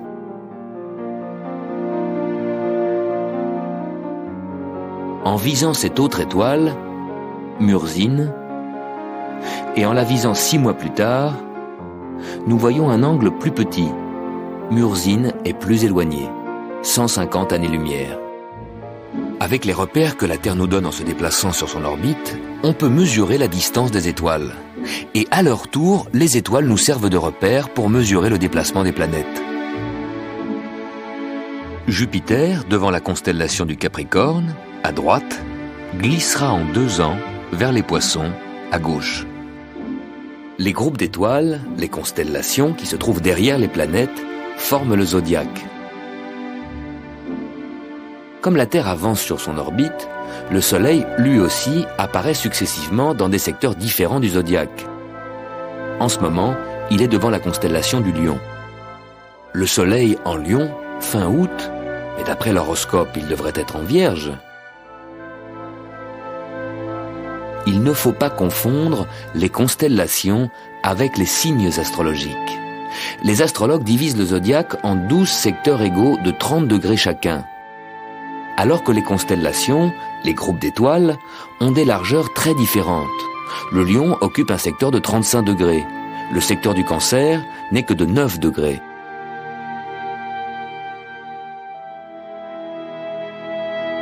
De plus, au cours des millénaires, les signes astrologiques, dont la tradition remonte à l'Antiquité, se sont décalés par rapport aux constellations. Le signe du Lion glisse à droite et ne correspond plus à la constellation du Lion. C'est le signe de la Vierge qui lui correspond. Résultat, aujourd'hui, pour les astrologues, le Soleil se trouve dans le signe de la Vierge, alors que les astronomes le voient devant la constellation du Lion. À vous de faire la différence. Nous mélangeons constamment les mesures de temps et d'espace. Votre montre vous indique l'heure par les aiguilles qui tournent sur le cadran, et qui en fait représentent la position du Soleil dans l'espace. Votre montre, finalement, pour vous indiquer le temps, se sert de l'espace. Alors le temps, c'est quoi? C'est l'usure du bracelet de la montre. C'est le vieillissement de celui qui regarde l'heure. Un jour, un tour complet de la Terre. Est-ce du temps ou de l'espace? L'année-lumière, est-ce une distance dans l'espace ou une durée dans le temps? Nous avons du mal à saisir le temps, car c'est une 4e dimension qui nous échappe. Imaginons une grande planète sur laquelle vivent des êtres à 2 dimensions, comme découpés dans du papier. Ils ne peuvent pas s'imaginer une planète, une sphère en 3 dimensions, puisqu'ils n'en ont que 2. Ils ont appris, comme nous, que la somme des angles d'un triangle est toujours 180 degrés.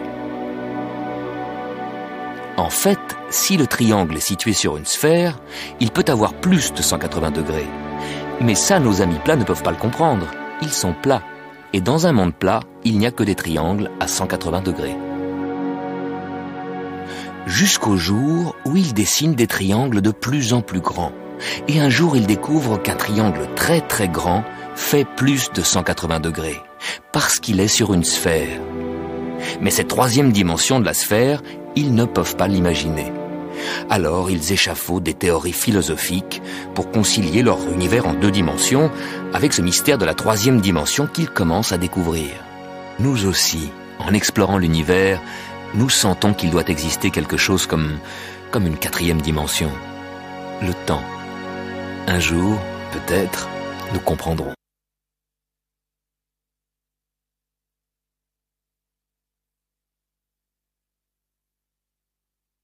Nous sommes ici, et nous atteindrons la station équinoxe dans un peu plus de 2 semaines. Quand la Lune rejoint l'axe Terre-Soleil, c'est la nouvelle Lune, et 2 fois par an, cet alignement peut provoquer une éclipse solaire. La Lune a une ombre qui se projette dans l'espace et qui chaque mois passe au ras de la Terre, juste au-dessus ou en dessous. L'ombre de la Lune ne touche pas la Terre, car la Lune tourne sur une orbite légèrement inclinée par rapport à l'orbite de la Terre. L'ombre de la Lune passe donc au-dessus ou en dessous de la Terre. Mais 2 fois par an, la Lune arrive à une position qui permet un alignement parfait, Soleil, Lune, Terre. L'ombre de la Lune frappe la Terre, cache le Soleil, c'est l'éclipse solaire. En pleine journée, on peut voir les étoiles et les planètes. Pour que l'ombre de la Lune tombe pile sur la Terre, il faut que la Lune se place exactement dans l'axe Terre-Soleil. La Lune doit passer au point qu'on appelle le nœud, ni trop tôt, ni trop tard. Si la Lune est légèrement en retard, elle ne couvre le Soleil que partiellement. C'est une éclipse partielle. L'ombre de la Lune ne fait que frôler le pôle sud de la Terre. Et tout ça peut se produire vers minuit, donc visible seulement aux antipodes, en Australie. Heureusement, vous pouvez la voir ici. C'est une éclipse totale qui a permis de vérifier la célèbre théorie de la relativité d'Albert Einstein. En réfléchissant sur l'univers, Einstein a conclu qu'un corps aussi massif que le Soleil creuse comme un trou dans l'espace-temps. Et ce trou devrait, théoriquement, dévier la lumière. Comme au golf, où le trou dévie la balle. Lors d'une éclipse totale en 1919, l'étoile Taurus Beta se trouvait presque dans le même axe que le Soleil, un peu à droite, mais bien entendu infiniment plus loin. On attendait l'étoile ici, mais elle apparaissait là, décalée du Soleil. La lumière qui nous parvient de l'étoile passe près du Soleil, mais la masse du Soleil fait dévier cette lumière de sa ligne droite en ligne courbe. Nous voyons l'étoile à droite, alors qu'en réalité, elle se trouve à gauche, plus près du Soleil. L'énorme masse du Soleil fait effectivement dévier la lumière. Et quand ce n'est pas le Soleil, mais des galaxies entières qui creusent des trous dans l'espace-temps, ces trous peuvent devenir comme des gouffres sans fond qui engloutissent tout, y compris la lumière. C'est pour cela qu'on les appelle les trous noirs. La Lune tourne autour de la Terre sur une orbite légèrement inclinée. 5 fois, son ombre passe au-dessus ou en dessous de la Terre.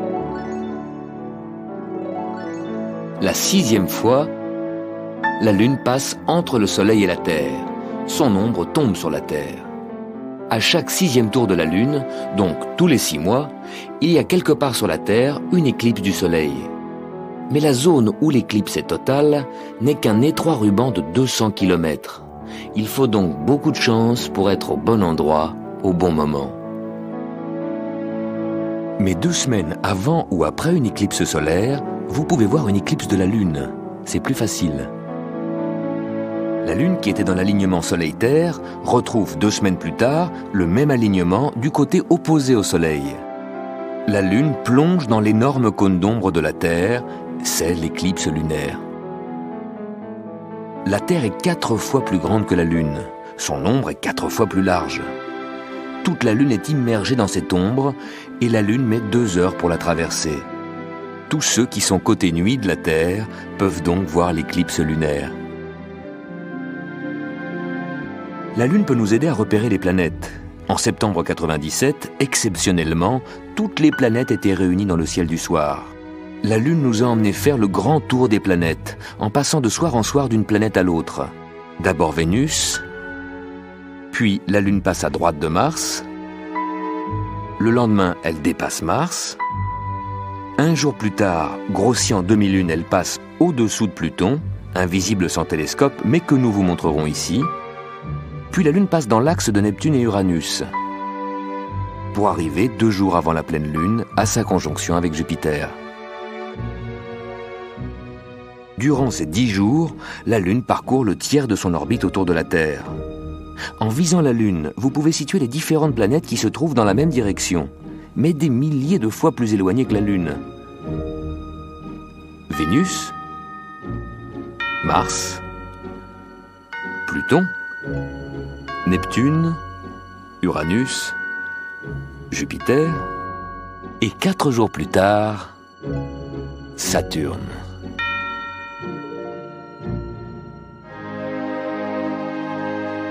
La Lune, en rencontrant les différentes planètes, vous révèle la géographie du système solaire, en commençant par Vénus.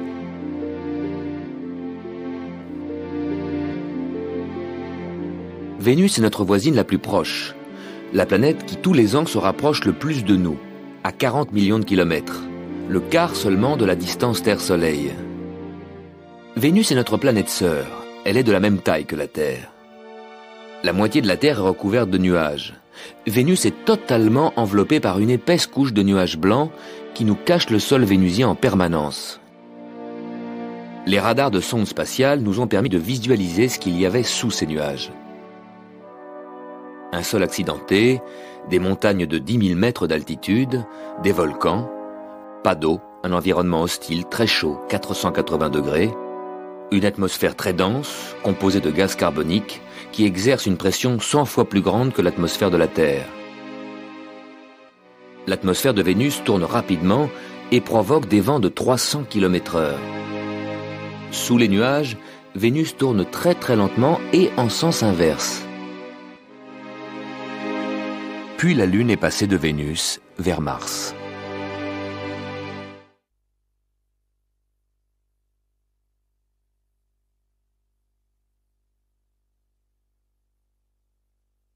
C'est un voyage réel. Vous avez réellement parcouru depuis le début de l'année 650 millions de kilomètres. Nous sommes ici. Nous nous approchons de l'équinoxe d'automne, le 23 septembre. En automne 97, les planètes étaient toutes réunies de manière exceptionnelle. En visant la Lune, on pouvait repérer d'un soir à l'autre une autre planète. La Lune était d'abord en conjonction avec Vénus, puis elle est passée devant Mars, et ensuite devant Pluton, la planète la plus lointaine du système solaire, la plus excentrique, la plus petite que notre Lune. On ne peut voir Pluton qu'avec un télescope très puissant. Pluton a un satellite, Charon, qui mesure la moitié de Pluton. Ils forment ainsi une planète double. On se demande si l'on peut considérer Pluton comme une planète. Peut-être est-ce un ancien satellite de Neptune qui se serait échappé de son emprise pour se mettre en orbite à son propre compte autour du Soleil. Une lune qui serait devenue planète. Ou bien Pluton serait un ancien astéroïde.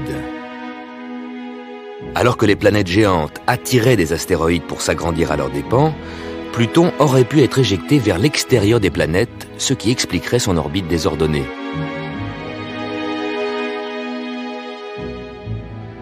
Parmi les planètes, Pluton est un cas à part. Alors que la Lune apparaissait juste au-dessus des autres planètes, elle passe bien en dessous de Pluton. Car l'orbite de Pluton est très inclinée.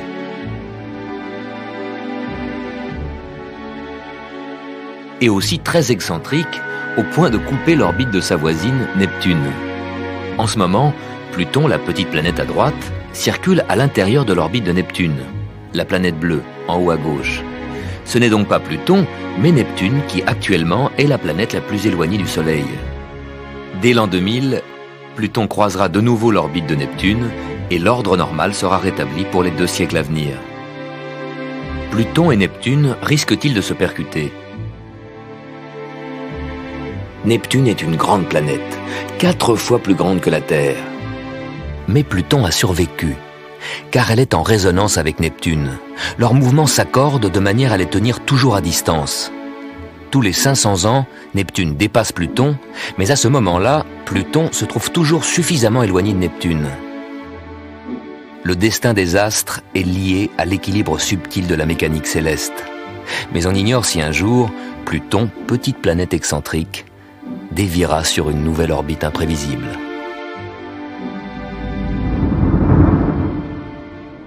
Après être passée devant Pluton, la Lune se dirige vers Neptune. Neptune est une grande planète, 4 fois plus grande que la Terre. Elle est accompagnée de 2 satellites, Triton, proche de Neptune, et Néréide, qui circulent sur des orbites étrangement inclinées. Néréide a l'orbite la plus excentrique de tous les satellites du système solaire. Triton tourne en sens inverse sur une orbite qui se rétrécit et qui va bientôt, dans 100 millions d'années, se rapprocher fatalement de Neptune. Triton sera désintégré en morceaux qui rejoindront les anneaux de Neptune ou s'écraseront sur la planète. Nous sommes loin de la vision médiévale d'un univers symétrique, fait de sphères et de cercles parfaits et immuables. Puis la Lune, dans son périple, s'approche de son alignement avec Uranus. Uranus est 2 fois plus éloigné du Soleil que Saturne. 20 fois plus éloigné du Soleil que nous. À cette distance, Uranus se distingue à peine des étoiles qui l'entourent. Uranus apparaît donc comme une petite étoile. Sur les cartes du ciel du XVIIIe siècle, cet astre était indiqué comme une étoile de la constellation du Taureau. En 1781, un astronome amateur, William Herschel, en observant la constellation des Gémeaux, remarqua un astre qui normalement ne devait pas s'y trouver. En continuant ses observations, il constata que l'astre se déplaçait très lentement dans le même plan que les planètes et qu'il venait précisément de la constellation du Taureau. Cette petite étoile était en fait une planète. Herschel avait découvert Uranus. On a mis des siècles pour découvrir qu'Uranus n'était pas une étoile fixe, mais une planète qui bouge. Et encore des siècles pour découvrir qu'Uranus est la seule planète du système solaire dont l'axe est couché sur son orbite. Parfois Uranus roule en avant comme un ballon, puis de l'autre côté de son orbite, elle avance à reculons. Uranus met 84 ans pour faire un tour complet du Soleil. Avec son axe couché et toujours orienté du même côté, les jours sur Uranus durent 42 ans et les nuits 42 ans. Et les saisons également, 42 ans d'été et 42 ans d'hiver. Les étoiles rayonnent de la lumière. Uranus est une planète, elle ne rayonne pas. Elle ne fait que refléter la lumière du Soleil.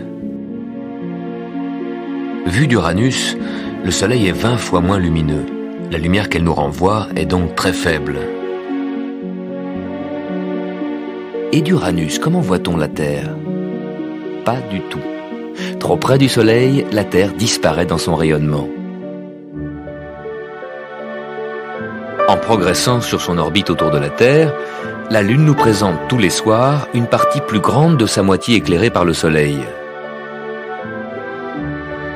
Elle reflète de plus en plus de lumière vers la Terre. Le clair de lune augmente de soir en soir. La pleine lune est 20 fois plus lumineuse que le premier petit croissant. Autour de la pleine lune, on ne voit plus d'étoiles. Le seul astre qui reste visible à proximité de la Lune, c'est Jupiter, la plus grande des planètes. C'est ce qui arrive quand la Lune est en conjonction avec Jupiter. Mais parfois la Lune, en progressant sur son orbite, avant d'arriver à son alignement avec Saturne, rencontre quelque chose. Comme une ombre. Et oui, c'est l'ombre de la Terre qui se projette dans l'espace. Tous les mois, la Lune passe dans ce secteur. 5 mois sur 6, elle passe au-dessus de cet énorme cône d'ombre, ou en dessous. Mais tous les 6 mois, la Lune traverse l'ombre de la Terre. C'est l'éclipse lunaire. Vous la verrez sur votre écran la semaine prochaine.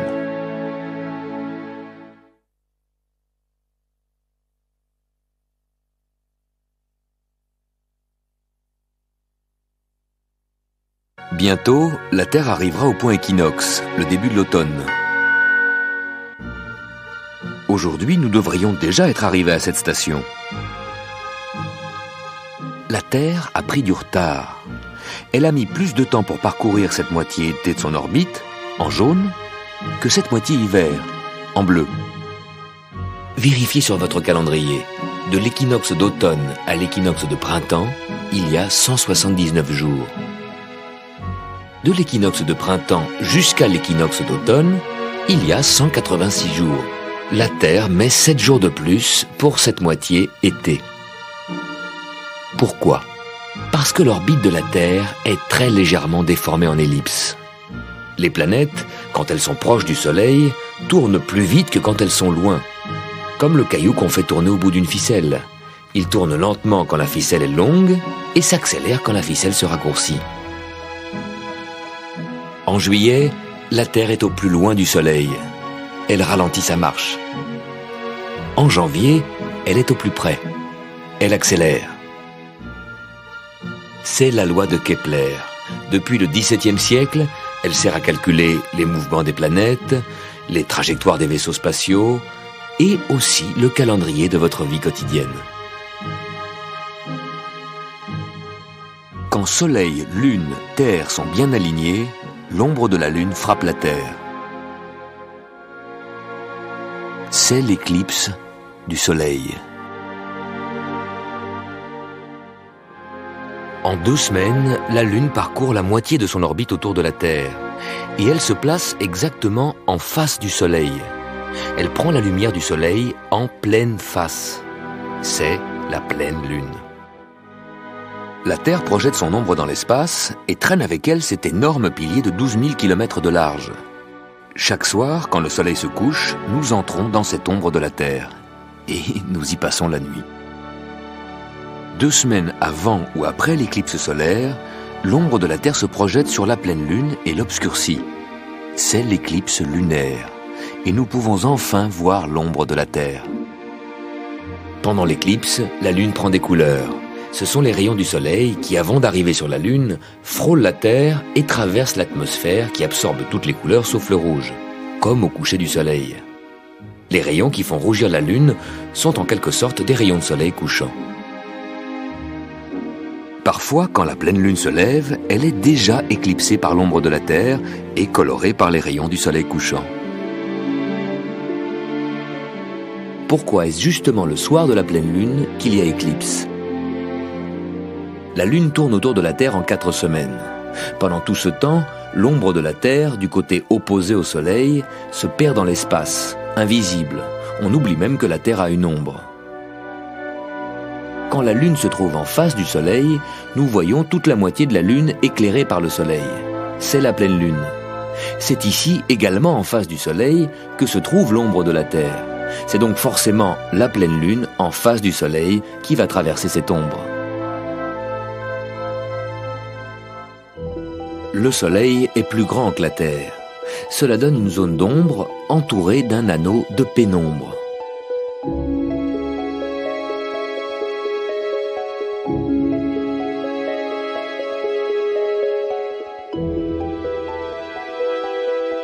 La Lune entre d'abord dans la pénombre. Puis en 2 ou 3 heures, elle est presque entièrement couverte par l'ombre de la Terre. Ensuite, elle retrouve la pénombre et quelques heures plus tard, le spectacle est terminé. Pour achever le grand tour planétaire commencé la semaine dernière, voici ce qui se passe quand la Lune s'aligne avec Saturne.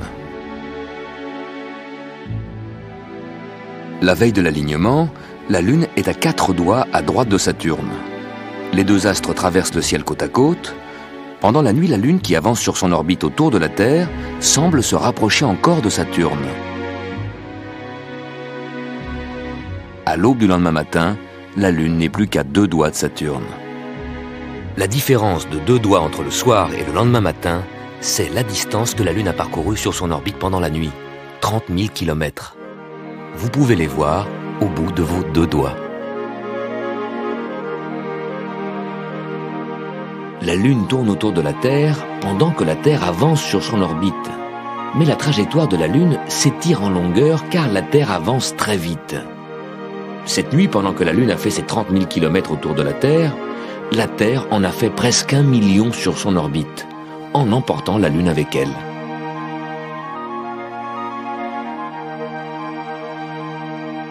La force d'attraction de la Lune attire l'eau des océans. Si la Lune est alignée avec le Soleil, leurs forces d'attraction s'additionnent, se conjuguent et provoquent chaque mois les marées les plus fortes. Pourquoi les marées d'équinoxe sont-elles plus fortes que les autres? En plus de l'influence de la Lune, des forces centrifuges sont générées par la rotation de la Terre. Ces forces qui fuient le centre de la Terre agissent sur les océans et contribuent aux marées. Les plus grandes forces sont à l'équateur, là où la Terre tourne le plus vite. En été, l'équateur est orienté en dessous du plan du Soleil. En été, les forces centrifuges n'agissent donc pas dans la même direction que les forces d'attraction du Soleil. En hiver, l'équateur est orienté au-dessus du plan du Soleil. En hiver non plus, les forces n'agissent pas dans la même direction. Par contre, au moment des équinoxes, de printemps et d'automne, le Soleil est à la verticale de l'équateur. À l'équinoxe, les forces centrifuges et les forces d'attraction du Soleil agissent dans la même direction, se conjuguent et s'additionnent. Voilà pourquoi les marées d'équinoxe sont plus fortes que les autres.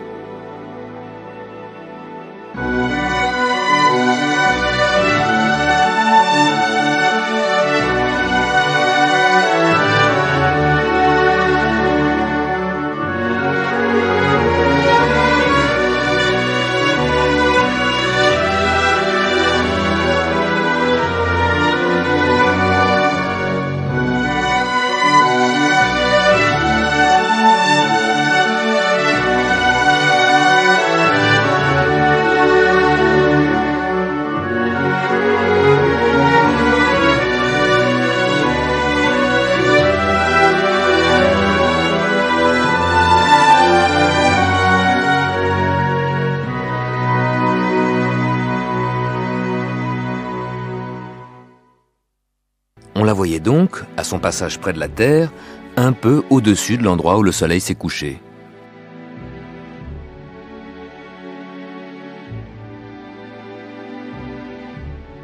Sur son orbite surélevée, cette comète est passée fin mars 97 au plus près de la Terre.